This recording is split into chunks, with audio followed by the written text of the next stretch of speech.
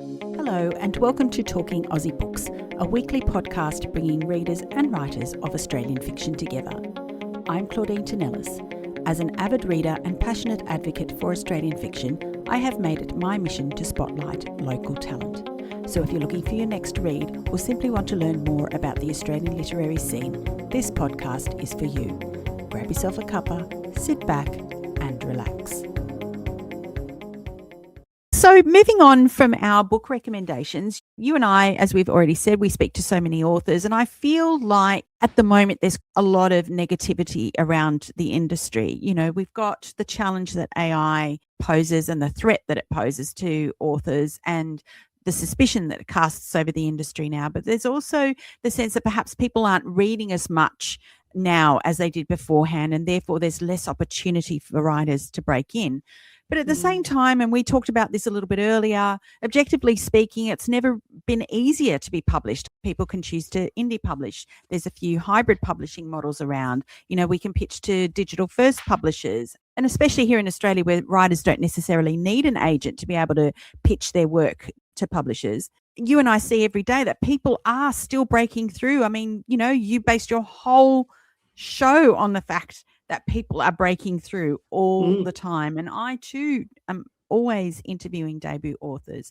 So in relation to the authors that are having success, do you think there are any commonalities, anything that you could point to that suggests where the industry interest lies or where reader interest lies, or is it random? This is a big question, and I appreciate the chance to talk about it because it's lucky that we get the chance to chat to so many authors and get sort of different perspectives on it. The industry is in such an interesting place right now. I think that there's been so many discussions around kind of the status that AI will have and the impact that AI will have.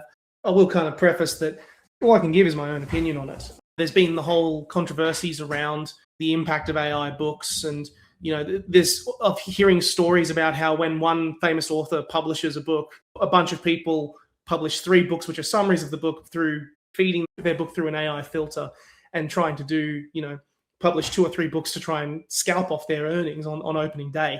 And then there's the whole controversy around Shy Girl, which kind of really gripped the industry and kind of brought a whole bunch of topics and discussions to the forefront, which I have a whole bunch of other opinions on that. But I do think that the concerns about people reading less is true. I think it's the nature of the increasing crazy world that is social media. People's attention spans are getting shorter.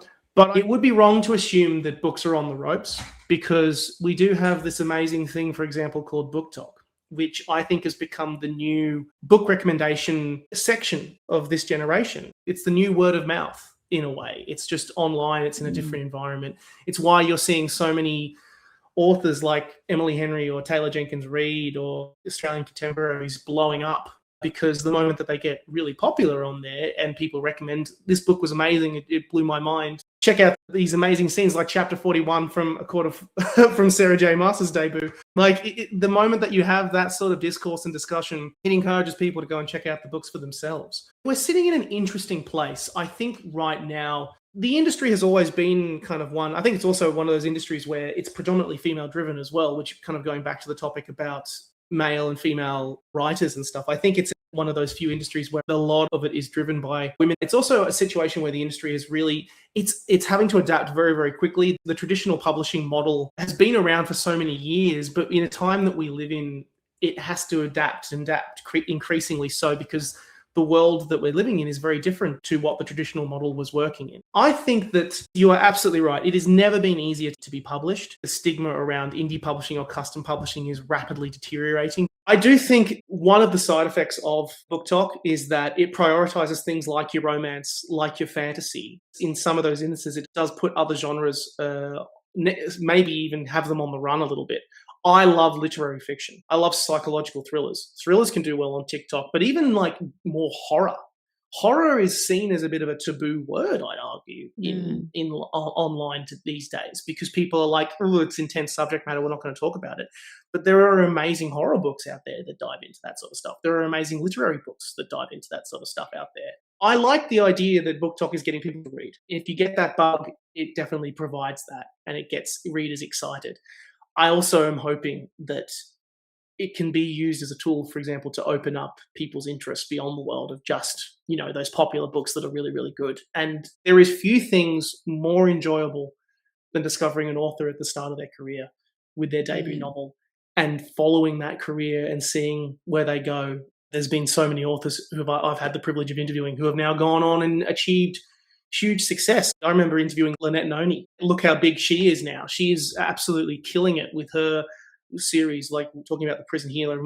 We were there at the beginning, back in Booktopia days. I think it's easier to get published than ever. It's harder in this kind of environment where you've not only got the pressure of something like AI, but also keeping people's attention as much so. The whole idea of a book is hold my attention. It's the art form that does it more than anyone else. It's harder to cut through, but in saying that, it's also never been an easier time to get started. Yeah, I couldn't agree with you more. I think you've distilled it accurately. It is easier to get started and easier to get published, but breaking through and finding success is very difficult. That's where you and I come in, where we sort of aids to the Australian publishing industry in many ways and trying to support and promote particularly new authors, but also mid-list authors who struggle to break into that next level. BookTok is a terrific tool.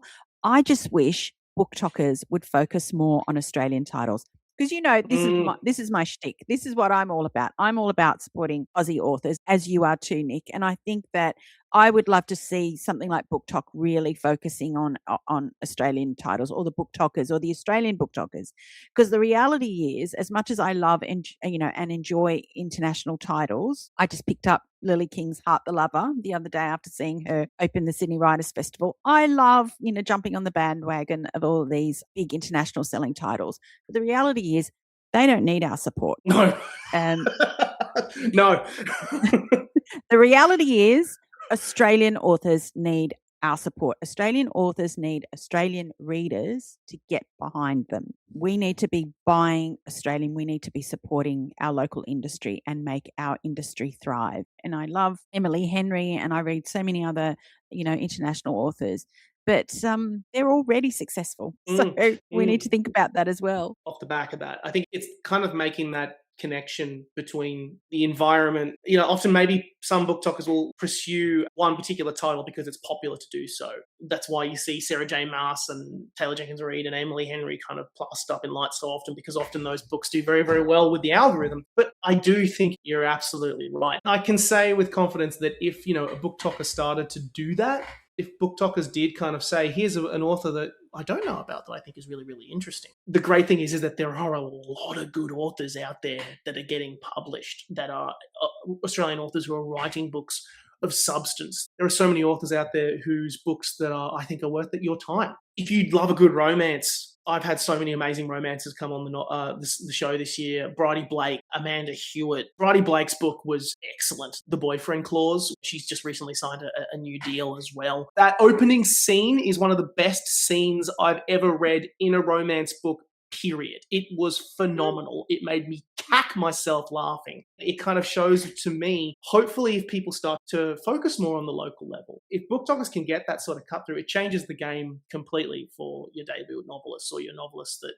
have published a great book and build up that audience. The good thing is as well is that, with a debut, you've just got that first book. As you start to build on that catalogue, it hopefully creates a snowball effect. Actually, out of curiosity, where are debut voices in 2026, in your opinion? What sort of trends are you seeing with the kinds of books that are being published by debuts? What I'm seeing and what I'm really loving is own voices stories that draw on people's own experiences. Now, whether that's their own cultural experiences or just the way that they identify, I think these are the stories that I'm really leaning into at the moment. And mostly because that's what I'm writing. For the very longest time, I thought I had to write in a particular way in order to get a publisher's attention.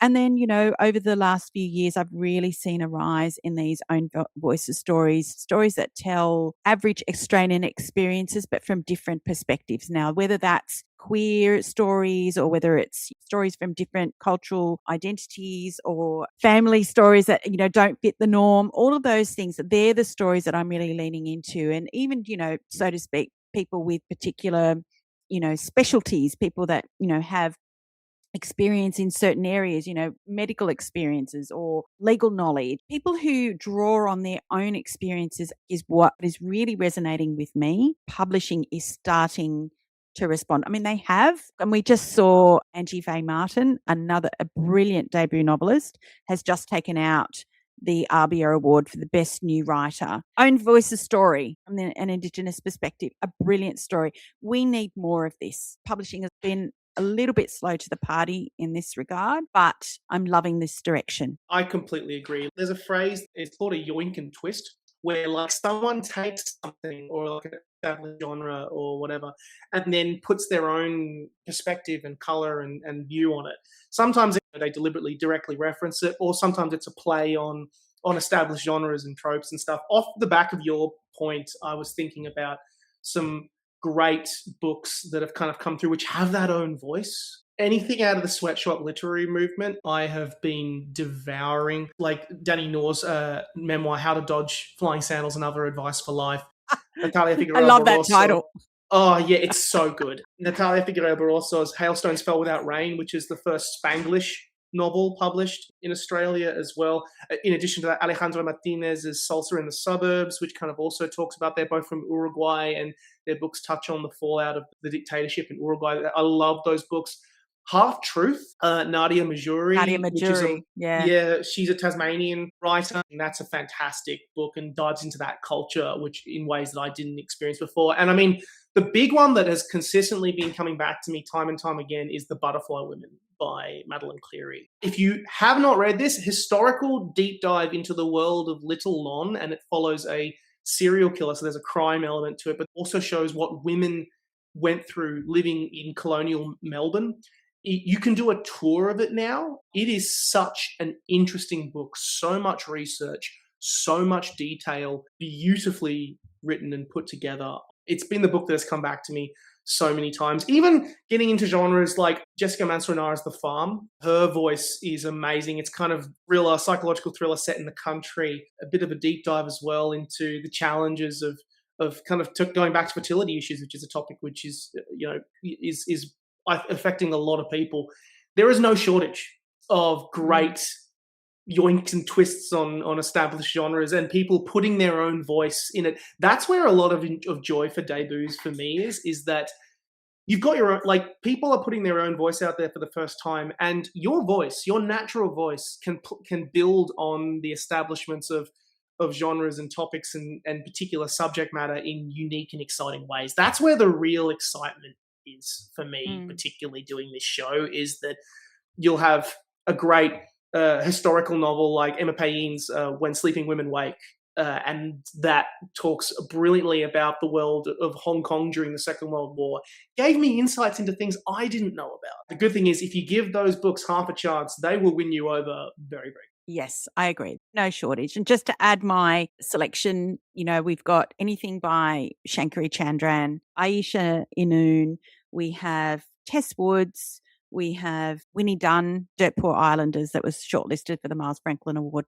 last year. We have anything by Michael Muhammad Ahmed. There's no shortage, and yet I feel like we really need to be supporting these authors as much as we can. Is that the solution then, in your opinion, to kind of the challenges that debut authors face? I mean, there is the whole other topic of AI, which I'm curious about how that is going to pan out, because the more I see the impact of AI, the more I think to myself that inevitably it's going to affect so many people that it will lead to incredible, a lot of change. It's just, I'm worried about how much damage it will cause between now and when that happens. Is it really a case of connectivity and really trying to make sure that if you have that platform, as much as you can, trying to open and give the opportunity for people to discover something new, a new author, a new voice? This too is a very big question. It's connectivity, but it's also funding. It's also supporting independent bookstores. It's publishers properly investing in supporting and marketing these authors. I think you and I see so much that there's no real rhyme or reason why one book is given a lot of support and another book equally as compelling, equally well written, just kind of languishes. It doesn't really go anywhere. Publisher support, a good amount of spend to properly, market is really central. At a governmental level, we need to have proper funding. There's this national cultural submission process that's happening in conjunction with the ASA at the moment, where a lot of authors are coming out and saying the government needs to do something about AI. The government needs to properly fund our artistic sector. We need to make sure that authors properly remunerated. We all know the dire statistics of authors only earning something like $18,000 per annum. Nobody can afford to have an artistic career or, a literary career unless they already are, financially stable when they come to it. There's so much in that. And, there's some that have the ability to go out and book their books and go up their own bat and do book tours. Most people don't. Most people just don't have the reach themselves. And so, I think it's incumbent upon all sections of publishing and literary community to come together to ensure that Australian authors' voices are amplified above the international. You loved Heart the Lover, then you're going to love this local author. You raise a great point about the entire situation that's been happening. I mean, there's been a lot of discourse about the situation with Writers Victoria getting completely defunded. Incredible to me that is the case, and it's great to see that they got the signatures that they did to actually submit it to government. I will say that there is increasing indications about the actual value that art has. When I look at the situation like the basic income funding for the arts in Ireland, that has proven a massive success. Everyone's taking notice of, where they basically provided a very basic income for artists to be able to live and get by and take that financial pressure off it. They did a trial with 2,000 artists, and they found that for every dollar they put in, which allowed the artists to focus on their craft and their work, they actually got €38 in return. So it actually not only paid for itself, but also made a sizable amount of income back, if given the chance. The value of kind of prioritizing arts and giving artists a chance to do it. They've made that program permanent now. They did it as a trial. They're about to double the size of it in September. I have confidence and optimism. I mean, I'm realistic about the challenges that they say, because, as you correctly point out from the ASA figures, those you need to be able to have to make a living being a writer, and often writers don't. It's often a side hustle. Podcast for me is a side hustle. That's the reality of it. I'm optimistic that, even though the world seems a little gloom out there, there is small pockets and things that are happening that show that if pointed in the right direction, creatives can surprise you. Indeed. Well, I'm showing my optimism by continuing to write, even though there's very little chance of my book making it through the very onerous process. And then even if it does, the chance of it being successful are quite remote. But, writing and being involved in a creative industry is a leap of faith. It is. And also, I wouldn't be disheartened even if you look at this whole situation with AI and go, oh, what's the point of writing? Write because it's fun. Write because you enjoy it. Don't do it because, I'm worried about making money in X, Y, and Z. You're putting the business plan before the entire reason that you're doing it in the first place, which is it's fun. It's meant to be something that brings you joy. You have this story that you are compelled to put out there into the world. Just because there's a situation going on with artificial intelligence doesn't mean that you still don't have your own voice that you can put on the page. Yep. You absolutely can. I agree. Do it for you.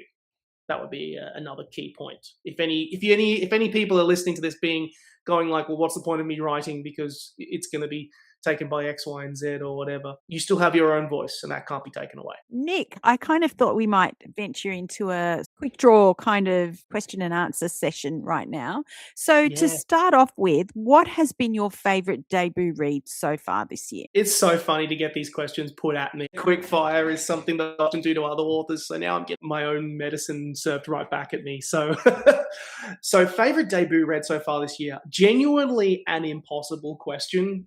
This is cruel, and thank you very much for that. But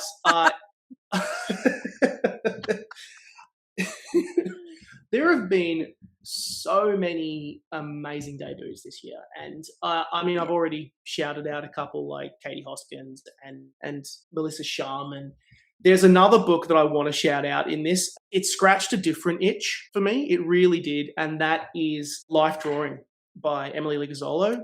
Mm. So, I mean, I knew Emily for years from my days at Booktopia. She's established in the industry, working at a shed. And she did this litfic examination of women's bodies in this book. And the inspiration for it came from going to a life drawing class and, in her eyes, experiencing body neutrality for the first time ever. It follows this romantic relationship over many years. The book is split up into 3 different parts. This romantic relationship between 2 people over the course of college and then marriage and then kids. But it also is an examination of the relationship women have with their own bodies, and that there's a lot of power associated with that. Time affects the woman's body a lot through children, through age. There's a lot of different associations assigned to women's bodies, implications through kind of patriarchal structures that have been around for such a long time. It was such a fascinating subject to dive into, and I think Emily did an amazing job with this book. Particularly if you're someone who has a challenging relationship with your own body, I'd give this one a shot because I think it will touch on subjects and topics that I think need to be touched on. She expresses things in ways about the human body that I'm so glad that someone put it onto the page. It's a fantastic book. Yeah, fantastic. I'm looking forward to reading that too.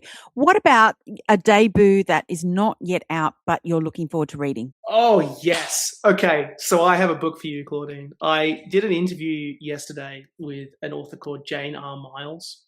Her book is a psychological thriller called Stay Buried. And this book floored me. It was phenomenal. I did a discussion with her. Her book is coming out at the end of July. Let me give you the pitch. What happened in December 1974 in Darwin? Oh, wasn't Cyclone Tracy? It was Cyclone Tracy. Cyclone Tracy, a significant moment in Australian history occurred. The same night, 4 young girls go missing and no one ever sees them. No one knows what happens to them. The entire story of this book is around how it cuts back and forth between what happened that night between these 4 women who suddenly disappeared, and then 30 years later, where the families come together, these women become known as the angels of Darwin. No one knows what happens to them. There's a whole legend about them, but one of them comes back 30 years later. This story is incredible. We jump back and forth between these 2 different mindsets and viewpoints of what happened. And if you want a great psychological thriller that reveals things to you slowly, gradually, this is it. It takes you to some tough places, but it is also an incredibly rewarding book. Comes out in July. Get it. Stay Buried by Jane R. Miles. Fantastic. Love that. Okay, moving on. What is your favorite book genre? Oh, that's hard because doing the show, you get a new appreciation for different genres that I would not touch on, like romance and fantasy. My go-to is litfic.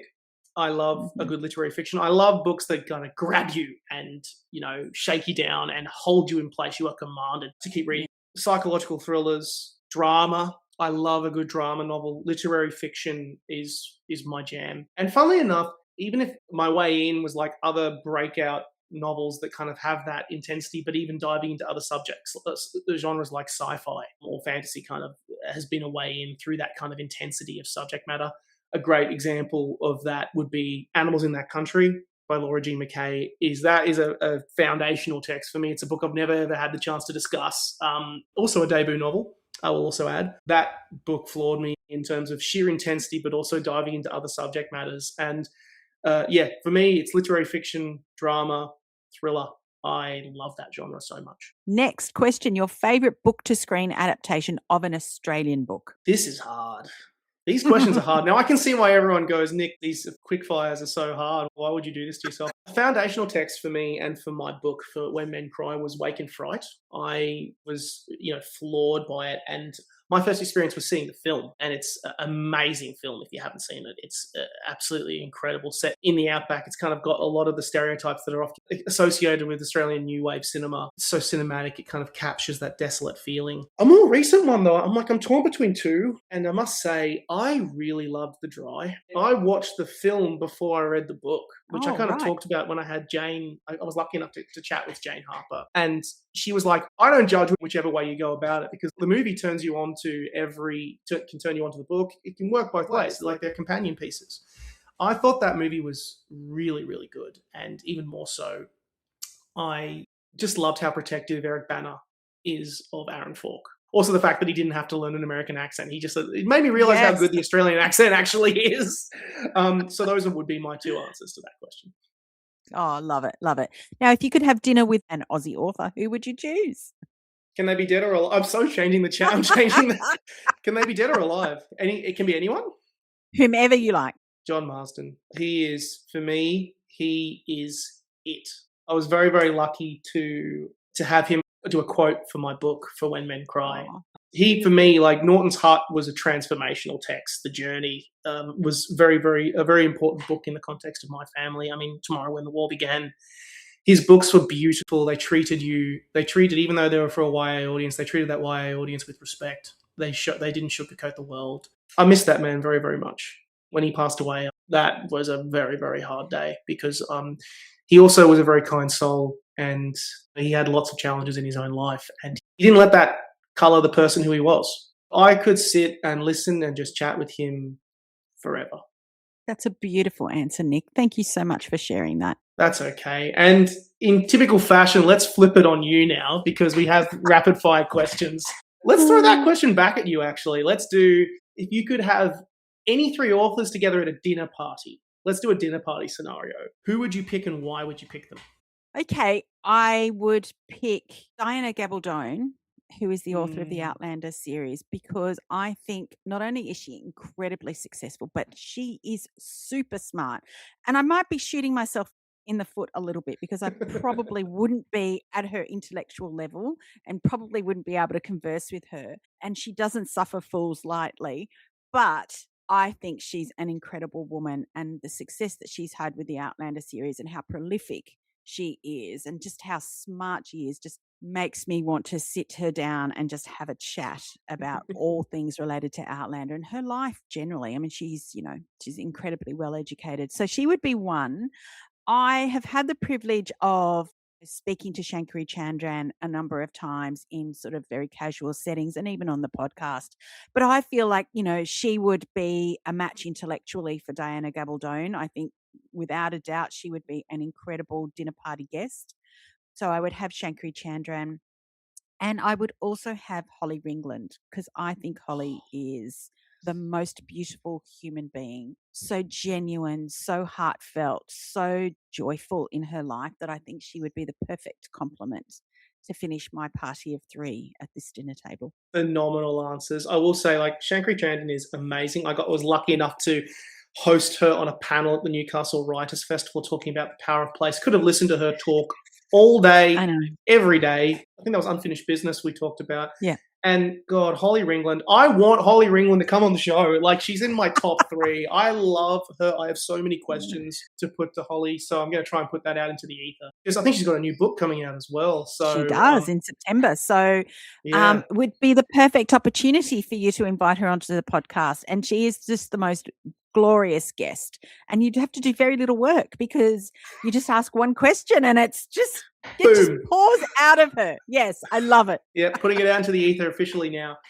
What's on your TBR pile? Oh, like you, Nick, I have a pile that goes beyond the height of my house. My husband is constantly building bookshelves for me to house all of the books that I have all over my floor and all over my desk.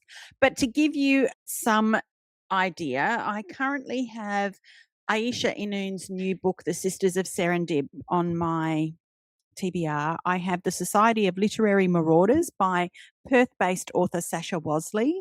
I have a new debut by Rachel Fox McLeod called Disgraceful. That's coming out soon. Dove by Georgia Harper. I have The Couples Retreat by Mercedes Mercier.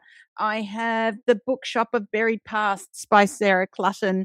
And I have Billy King by Shannon Kelly White. That's just a small selection of a huge number of unread books on my TBR at the moment. I will say that's one of the negatives of doing this show. Like, I'm so focused on the debut that then, like, you're on to the next debut and you don't realize, people have actually continued to put out books. And so you get so far behind on their bibliography. Oh, it means at some point I'm going to have to go back and revisit it. Poor me. Oh, man. Too many books and too little time. So true. Off the back of that, do you have a favorite word? Do I have a favorite word?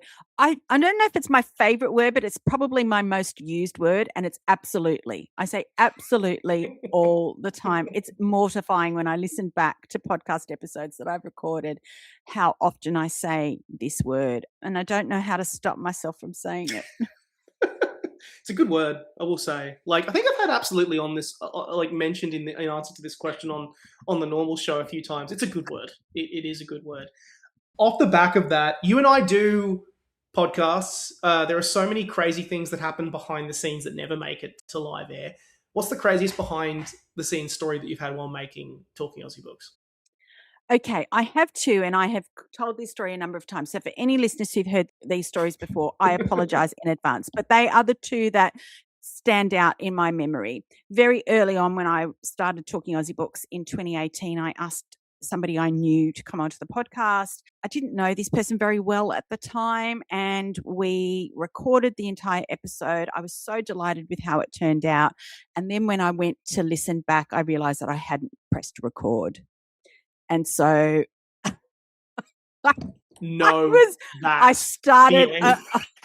God, I went into a complete hot flush. My entire body was on fire. I broke out in this horrible sweat when I realized that I would have to ring this person up. I mean, they were doing it for free. I had no idea if it was, if anyone was going to listen. It was a complete and utter shambles. So I had to ring this person and say, I'm so sorry, but it didn't record. Can we do it again?